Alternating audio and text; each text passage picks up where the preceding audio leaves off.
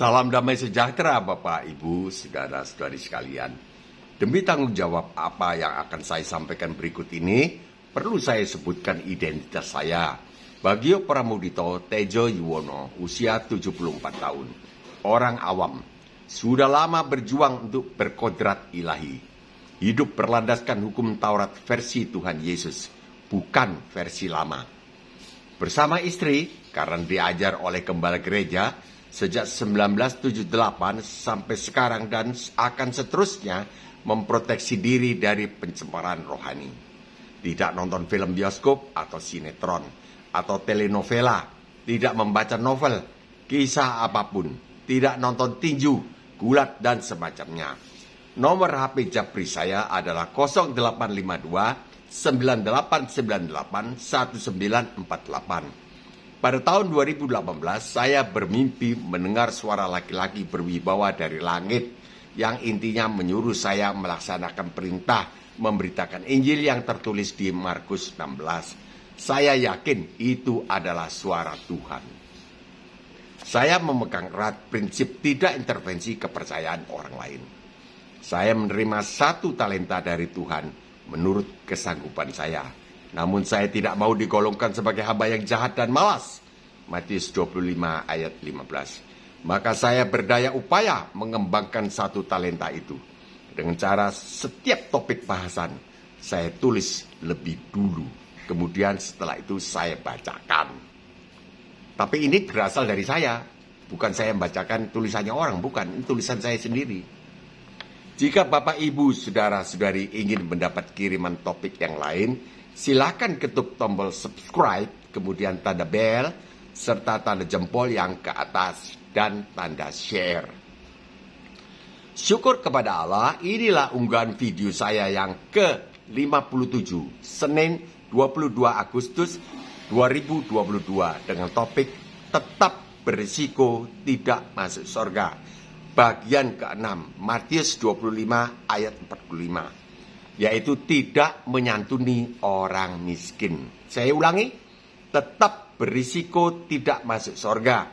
Bagian ke-6, Matius 25 ayat 45, yaitu tidak menyantuni orang miskin. Keselamatan orang Kristen yang kita terima dari Tuhan Yesus yang menggantikan hukuman kita di kayu salib, tetap berisiko tidak selamat. Saya temukan ada 9 ayat yang mengatakan demikian. 1. Matius 5:20, tidak hidup berlandaskan hukum Taurat versi Tuhan Yesus. 2. Roma 8 ayat 3-4, hidup menurut daging, bukan menurut roh. 3. Matius 3 ayat 10, tidak bertobat. 4. Matius 7:21, berseru-seru Tuhan, Tuhan, namun tidak melakukan kehendak Allah Bapa. Matius 5, 10:33, menyangkal Tuhan Yesus. 6. Matius 25, 46, tidak menyantuni orang miskin dan hina. 7. Ibrani 6 ayat 6, murtad. 8. Ibrani 10, 26, sengaja berbuat dosa. 9. Wahyu 13 ayat 10, mengikut antikris. Jika ada orang atau sekelompok orang Kristen yang bersemboyan sekali selamat tetap selamat, mereka harus bisa menyingkirkan ke-9 ayat ini. Tidak mungkin ayat Alkitab disingkirkan, dianulir, di-delete. Tidak mungkin. Kali ini kita bahas yang ke-6 saja, dengan target diusahakan 10 menit. Cara saya menjelaskan adalah membacakan saja. Saya heran kenapa orang membaca ini, selama ini saya membaca, tidak terbuka. Tidak bisa masuk ke dalam praktek. Matius 25:45, tidak menyantuni orang miskin. Artinya tidak melayani Tuhan Yesus. Batal selamat. Masuk ke dalam siksaan yang kekal. Kita mulai baca dari Matius 25:31. Tidak bisa disingkatkan di tengah-tengah. Saudara-saudari, Bapak, Ibu sekalian tidak akan mengerti kalau saya potong dari tengah-tengah. Karena barangkali ada yang belum pernah mendengar ini. Kisah ini. 31, Matius 25 ayat 31, apabila anak manusia datang dalam kemuliaannya, apabila datang. Ini diucapkan oleh Tuhan Yesus sendiri. Apabila anak manusia datang dalam kemuliaannya. Jadi Tuhan Yesus belum disalib, belum mati di kayu salib, belum dikubur, belum bangkit, belum naik ke surga. Beliau sudah mengucapkan ini. Apabila anak manusia datang dalam kemuliaannya. Jadi Tuhan Yesus menerangkan bahwa beliau akan datang kembali sebagai raja segala raja, sebagai mempelai laki-laki, sebagai hakim yang menghakimi dalam kemuliaannya, dan semua malaikat bersama-sama dengan dia. Maka ia akan bersemayam di atas takhta kemuliaannya, raja segala raja. 32, lalu semua bangsa akan dikumpulkan di hadapannya, dan ia akan memisahkan mereka seorang daripada seorang, sama seperti gembala memisahkan domba dari kambing. 33, dan ia akan menempatkan domba-domba di sebelah kanannya, dan kambing-kambing di sebelah kirinya. 34, dan raja itu, betul, raja, beliau itu raja. Raja itu akan berkata kepada mereka yang di sebelah kanannya, mari, hai kamu yang diberkati oleh Bapakku, terimalah kerajaan yang telah disediakan bagimu sejak dunia dijadikan. Upahnya diberitahukan lebih dulu, barulah apa sebabnya diberi upah atau penghargaan oleh Tuhan Yesus ini. Sebabnya yaitu 35, sebab ketika aku lapar, kamu memberi aku makan. Ketika aku haus, kamu memberi aku minum. Ketika aku seorang asing, kamu memberi aku tumpangan. 36, ketika aku telanjang, kamu memberi aku pakaian. Ketika aku sakit, kamu melawat aku. Ketika aku di dalam penjara, kamu mengunjungi aku. 37, maka orang-orang benar itu, penjelasan saya, yaitu orang-orang yang menyantuni orang miskin dan hina ini, akan menjawab dia, katanya, Tuhan, bila manakah kami melihat engkau lapar dan kami memberi engkau makan, atau haus dan kami memberi engkau minum? Kapan, Tuhan? 38, bila manakah kami melihat engkau sebagai orang asing dan kami memberi engkau tumpangan, atau telanjang dan kami memberi engkau pakaian? Bila manakah kami melihat engkau sakit atau dalam penjara dan kami mengunjungi engkau? 40, dan raja itu akan menjawab mereka, aku berkata kepadamu, sesungguhnya segala sesuatu yang kamu lakukan kepada salah seorang dari saudaraku yang paling hina ini, kamu telah melakukannya untuk aku.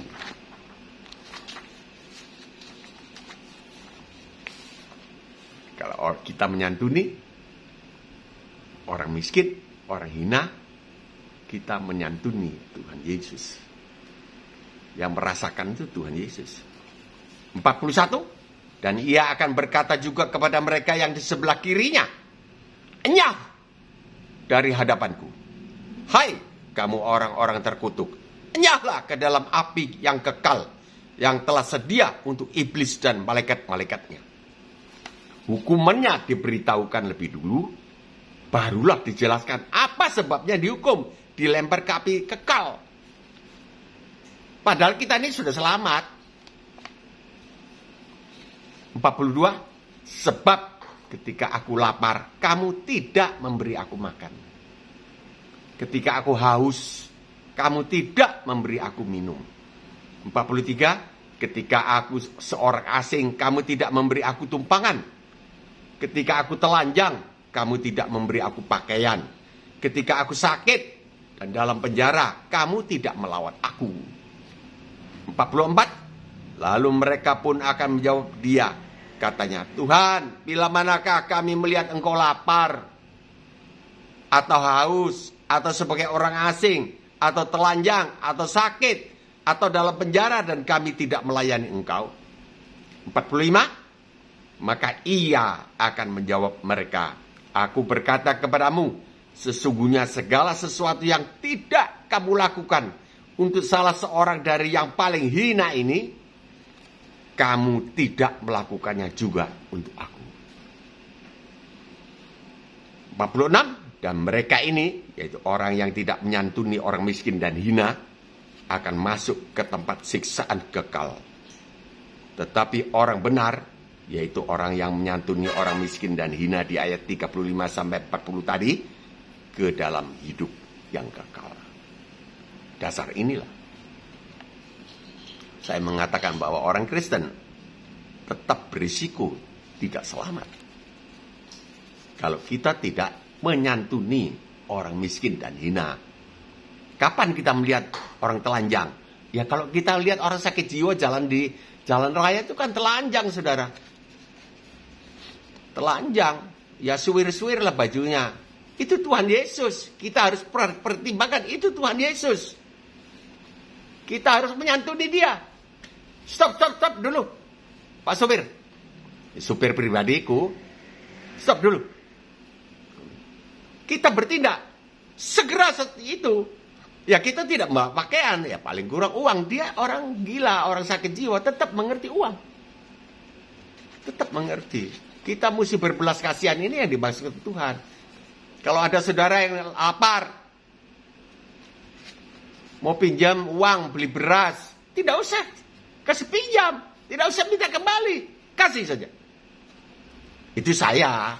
Saya takut, tidak mau masuk neraka. Saya bertindak. Jadi jangan biarkan tidak bisa. Tidak bisa kita memprioritaskan diri kita sendiri. Kalau orang sudah kelaparan, mendesak sekali untuk kontrak rumahnya, itu barangkali orang penerapan orang asing, dan engkau tidak memberi tumpangan. Kalau dia mau kontrak rumah, tidak mampu, kita kasih. Hendaklah kamu saling mengasihi. Itu satu orang menderita, semua anggota turut menderita, karena kita di satu tubuh. Itu antara lain kaitannya. Jadi kalau kita tidak melakukan itu, ya ini tadi 46, dan mereka ini, yaitu orang yang tidak menyantuni orang miskin dan hina, akan masuk ke tempat siksaan yang kekal. Apakah kita bisa mengatakan bahwa ini tetap selamat, sekali selamat tetap selamat? Jelas tidak, saudara. Tetapi orang benar, yaitu orang yang menyantuni orang miskin dan hina di ayat 35-40 tadi, ke dalam hidup yang kekal. Jadi apakah keselamatan kita harus disertai perbuatan? Jawabnya tegas saja. Iya, harus. Ini ada 9. Dan saya temukan lagi satu lagi ayat. Yaitu tidak mengembangkan talenta. 1 talenta. Semua orang diberi talenta. Paling kurang 1 talenta. Kalau tidak mengembangkan, tidak selamat juga. Hal ini dikatakan oleh Tuhan Yesus sebelum beliau disalibkan. Memberitahukan kepada kita bahwa demikianlah kejadiannya ketika beliau datang kembali sebagai raja segala raja, sebagai mempelai laki-laki, sebagai hakim yang menghakimi, bukan hakim yang menyelamatkan seperti dulu lagi, bukan. Akan terjadi verifikasi apa yang telah kita lakukan setelah selamat. Marilah kita sekarang bertobat dan melakukan apa yang beliau kehendaki, yaitu menyantuni orang-orang miskin dan hina. Biasanya kalau di Jawa, ya sorry, ini saya diajar dulu. Memang saya orang dari Surabaya. Saya niru anak-anak. Kalau ada orang minta pak, maklume. Saya tidak ngerti apa arti maklume. Artinya seperti maklumlah bahwa aku tidak punya uang, padahal bohong. Ada uangnya bapakku, mamaku, ada. Tapi tidak mau memberi. Ya karena mereka berdua orang tuaku ini tidak mendapat pengajaran Kristen. Tapi pada akhir hidupnya, ujung hidupnya, ya beliau menerima Yesus Kristus sebagai juru selamat. Jadi itu sudah selamat, pasti selamat. Tapi itu maklumi. Apa sih maklumi? Maklumlah bahwa aku tidak punya uang, jadi tidak dikasih kau. Padahal bohong, ada uangnya. Kalau kita ada uang 10.000 misalnya, 10.000 saja. Ya kalau 5.000, kasih 5.000.